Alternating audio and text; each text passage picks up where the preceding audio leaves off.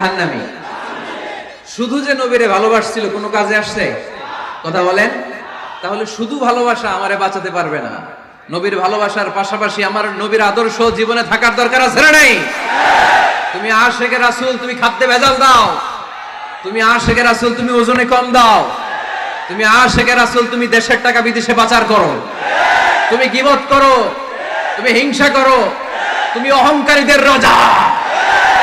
তোমার এই ভালোবাসা তোমারে বাঁচাতে পারবে যদি আদর্শে দ্বন্দ্ব থাকে। আমরা আল্লাহ রাসূলকে ভালোবাসি, রাসূলের আদর্শও মেনে নিয়েছি, কারণ আমার নবীর আদর্শই আমার। কথাকে বুঝতে পেরেছেন? এজন্য রাব্বুল আলামিন বলেন, ওয়ামা আতাকুমুর রাসূলু ফাখুযুহু ওয়ামা নাহাকুম আনহু ফান্তাহু ওয়াত্তাকুল্লাহা ইন্নাল্লাহা শাদীদুল ইকাব।